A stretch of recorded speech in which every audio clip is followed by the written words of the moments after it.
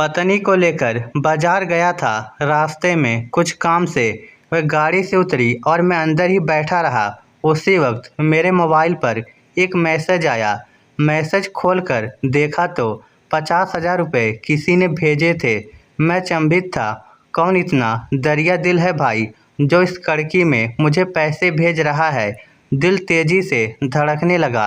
सोचने लगा कहीं कोई गलती से तो पैसे नहीं भेज गया। 3 महीने से घर की हालत खराब चल रही थी। नौकरी चली गई थी और नया काम शुरू करने के लिए पूंजी भी नहीं बची थी। ऊपर से ईएमआई, बच्चों की फीस और रसोई का खर्चा, सब कुछ बोझ बन चुका था।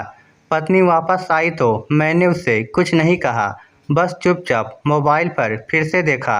मैसेज में लिखा था, for the path you swayed when I need it most are कौन है ये यार। रात को नींद नहीं आई। दिमाग उसी मैसेज में अटका था। आर कहीं रोहित तो नहीं। रोहित मिश्रा, मेरा एक पुराना दोस्त, कॉलेज में साथ पढ़ते थे। उसकी हालत तब मुझसे भी खराब थी।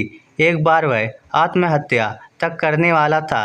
जब मैंने उसे एक लंबा लेटर लिखा था, समझाया था कि जिंदगी यूं ख़त्म करने की चीज़ नहीं है। उसे कुछ पैसे भी दिए थे जो मेरे पास मुश्किल से थे।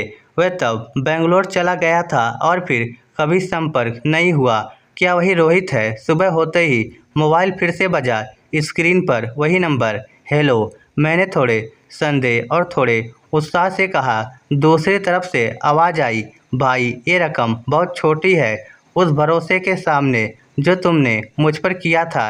मैं आज जो भी हूँ तुम्हारी वजह से हूँ। तू रोहित है? हाँ भाई रोहित। और आज मैं चाहता हूँ तुझ में वही भरोसा लौटाऊँ जो तूने मुझ पर किया था। मेरे गले में कुछ अटक गया, आंखें नम हो गई।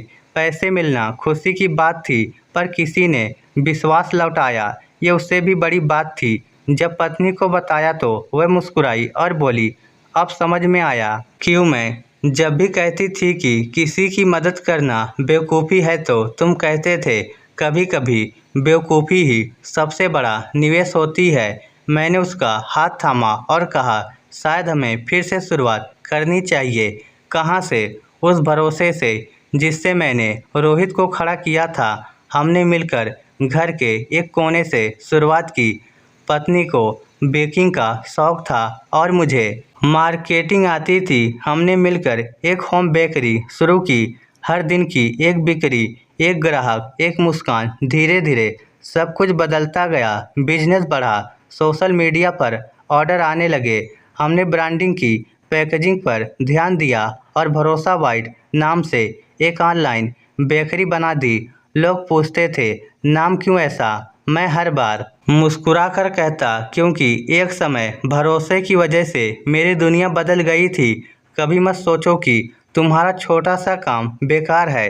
2 साल बाद जब हम एक बड़ी बेकरी खोल रहे थे, तब मैंने दुकान के कोने में एक फ्रेम लगवाया जिसमें वह मैसेज था, for the path you swayed when I need it most are. हर ग्राहक जब उसे पढ़ता तो कुछ देर रुककर सोचता, और यही था मेरा मकसद। हम अक्सर सोचते हैं कि हमारे छोटे छोटे कामों का क्या असर होगा, पर यह कहानी सिखाती है कि हर छोटी मदद एक बीज की तरह होती है।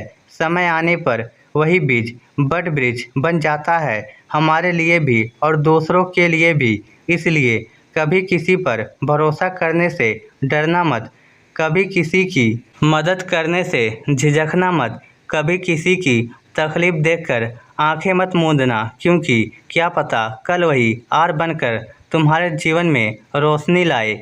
इस स्टोरी को लेकर आपकी क्या राय है? नीचे कमेंट करके हमें ज़रूर बताइएगा। धन्यवाद।